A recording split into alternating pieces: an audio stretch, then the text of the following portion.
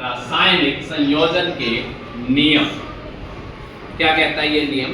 ये नियम जो दिया गया था वो दो साइंटिस्टों ने मिलकर दिया था, लवाइजिए एवं जोसेफ एल प्राउस्ट। ठीक है, 18वीं शताब्दी के अंत में, अभी यहाँ पर 20वीं शताब्दी चल रही है, 18वीं शताब्दी के अंत में ये नियम दिए गए। इन नियमों का एम क्या था कि तत्व जो है वो आपस में किस प्रकार से जुड़ते हैं यौगिकों के निर्माण में। दो नियम दिए गए थे इसमें। सबसे पहला है, ये जो नियम है रासायनिक संयोजन के नियम हैं, दो नियम इसमें दिए गए थे। सबसे पहला है द्रव्यमान संरक्षण का नियम। क्या कहता है ये नियम? ये नियम ये कहता है कि कोई भी एक रासायनिक अभिक्रिया होती है। कौन सी अभिक्रिया? मैं एक उदाहरण लेता हूं, जैसे C+O2 एरो 3O2। आप 9th क्लास में हैं, आपने ये समीकरण कई बार देखी हो। इसको हम एक रासायनिक समीकरण बोलते हैं।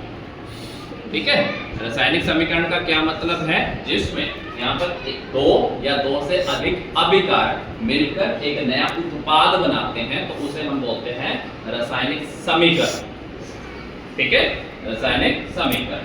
इसमें हम यहाँ पर लेफ्ट साइड पर अभिकारक को शो करते हैं, राइट साइड पर हम उत्पादों को शो करते हैं, और बीच में हम एक एरो का उपयोग करते हैं। तो इस नियम के अनुसार ये क्या कहता है कि कोई भी एक रासायनिक अभिक्रिया, उसमें किसी भी तत्व के द्रव्यमान का न तो संरक्षण किया जा सकता है, यानी न तो पैदा किया जा सकता है, और न ही विनाश।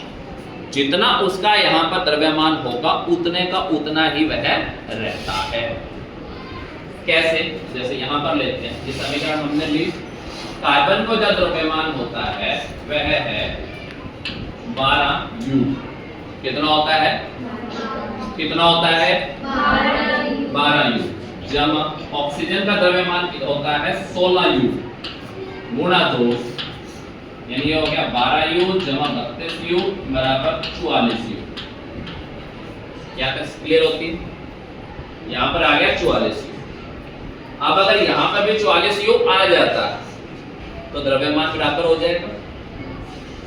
यानी दो समीकरण, एक समीकरण हुई जिसमें अभिकारक आपस में जुड़े, टूट फूट हुई होगी, लेकिन यहाँ पर जो द्रव्यमान है वो बराबर रहेगा। अब देखते हैं एक बार, जैसे कार्बन है, यहाँ पर होता है 12U जमा 16 गुणा 2, 12U जमा 32U बराबर 44U।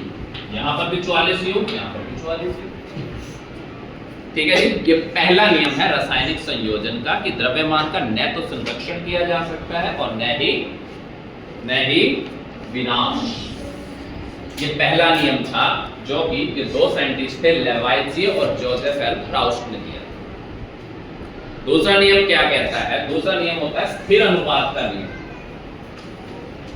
मिटो दो इसको। Yes sir. दूसरा नियम है इसका स्थिर अनुपात का नियम। यह नियम क्या कहता है?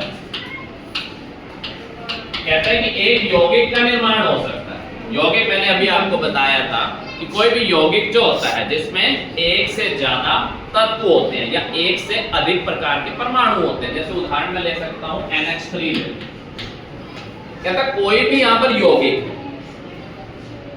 उसमें जो तत्व हैं उनके जो द्रव्यमान है उनका जो अनुपात है वो हमेशा स्थिर रहता है। तत्वों के द्रव्यमानों का अनुपात स्थिर रहता है। मैं उदाहरण लेता हूं, जैसे हमने यहाँ पर नाइट्रोजन लिया। नाइट्रोजन का द्रव्यमान होता है 14U। कितना होता है? 14U। अनुपात हाइड्रोजन यहाँ पर है 1, इसका हाइड्रोजन का 1 होता है और 3 हाइड्रोजन का हो गया 3U। तो ये कहता है कि यहाँ पर चाहे अमोनिया किसी भी रूप में बने रासायनिक अभिक्रिया में, चाहे आप स्टार्टिंग में लेकर चलो, चाहे उसे प्रोडक्ट बनाओ, हमेशा ही यहाँ पर जो अमोनिया है उसमें नाइट्रोजन और हाइड्रोजन के द्रव्यमान का जो अनुपात है वो 14:3U रहेगा। एक और उदाहरण लें, इसमें CO2 लिया जा सकता है। CO2 में अगर लें या फिर जो पानी लिया जा सकता है H2O। इसमें अगर हाइड्रोजन का देखें तो 2U है यहाँ पर अनुपात, ऑक्सीजन का होता है 16 U। तो यहाँ जहां पर भी हमें पानी की प्राप्ति होगी किसी भी रासायनिक अभिक्रिया में, ऑलवेज यहाँ पर जो हाइड्रोजन है और जो ऑक्सीजन है उसका अनुपात 1:8 ही रहेगा। ये दूसरा नियम है जो कि लेवाइजिए और जोसेफ एल प्राउट ने दिया। सभी को समझ में आ गया? Yes, sir. धन्यवाद।